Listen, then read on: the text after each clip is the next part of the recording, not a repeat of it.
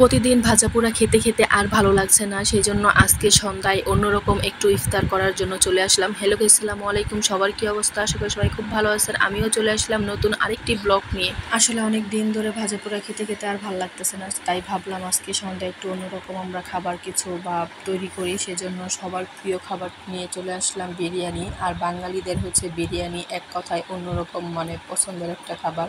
তো যাই হোক, এই যে প্রথমেই দেখলেন, আমরা প্রথমে যেহেতু চিকেন বিরিয়ানি করব, সেজন্য প্রথমেই হচ্ছে ওইটা ভালো করে ধুয়ে তারপর এটা কিছু ম্যারিনেট করে রেখে দিয়েছিলাম দই দিয়ে, দেন হচ্ছে একটু কি বলে লেবু দিয়ে, তারপর ওইগুলা হচ্ছে আলু নিয়েছি কেটে, তারপর আস্তে আস্তে আমি চুলাতে বসিয়ে দিলাম। প্রথমেই হচ্ছে আমি একটু পেঁয়াজ হচ্ছে বেরেস্তা করে নিয়েছি, আর ওই তেলেই হচ্ছে আমি কিছু হলুদ দিয়ে লবণ মরিচ দিয়ে দেন হচ্ছে আমি আলুগুলাও ভেজে নিব, যেই আলুগুলা হচ্ছে আমাদের বিরিয়ানিতে দেওয়া হবে। তারপর হচ্ছে আলুটা ভালো করে ভেজে নেওয়ার পরে ওই তেলের মধ্যেই হচ্ছে আমি আবার ওই ম্যারিনেট করা হচ্ছে মানে কি বলে চিকেনগুলো দিয়ে দিব। তারপর আস্তে আস্তে চিকেনের মধ্যে আমি সব ময় মশলা দিয়ে দিব।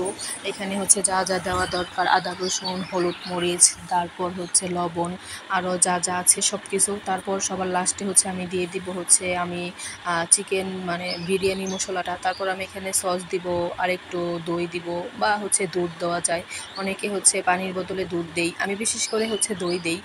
দই বলতে মানে দুধ যেটা আর কি, একটু ভালো অন্যরকম সুন্দর সাদা সাদা হয় বিরিয়ানিটা, খেতে একটু অন্যরকম মজা লাগে। তারপর হচ্ছে আমার যখন এই মুরগির মাংসটা ভালো করে কষে চলে আসবে, তখন হচ্ছে আমি আবার আলু যে ভাজাটা রেখে দিয়েছিলাম সেটা আমি আবার দিয়ে দিব।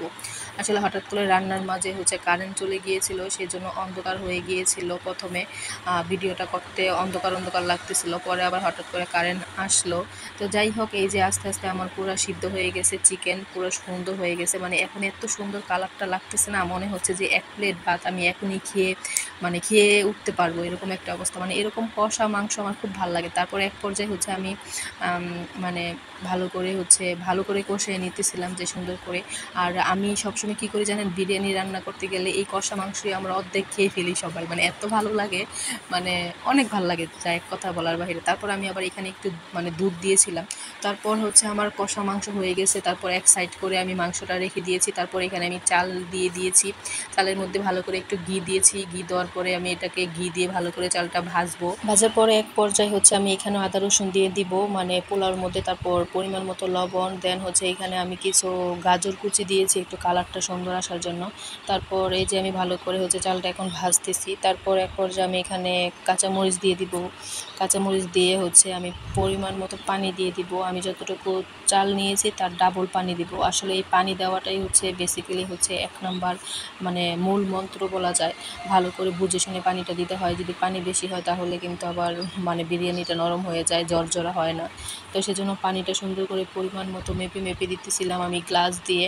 তারপর আমি এটাকে ঢেকে দিব। দেন হচ্ছে কিছুক্ষণ পরে আবার আমি ঢাকনাটা উঠিয়ে দেন হচ্ছে সুন্দর করে আমি মাংস যেই আমার কষা মাংসটা ছিল সেটা হচ্ছে আমি দিয়ে দিব। দিয়ে সুন্দর করে এটা আমি নাড়াচাড়া দিয়ে উপর নিচ করে সুন্দর করে মিশিয়ে নিব। মানে অসাধারণ হয়েছিল বিরিয়ানিটা, হয়তো কালারটা বোঝা যাচ্ছে কিনা জানি না, কিন্তু আসলে খেতে খুবই মজা হয়েছিল। বাসার সবাই বলেছিল যে আলহামদুলিল্লাহ অনেক ভালো হয়েছে। আসলে বিরিয়ানি পেলে তো আর কিছুই লাগে না, তাই না? তো আজকের ভিডিওটা এই পর্যন্তই। সবাই ভালো থাকবেন, সুস্থ থাকবেন। আবারও চলে আসলাম অন্য কোনো নেক্সট ভিডিওতে। আল্লাহ হাফেজ।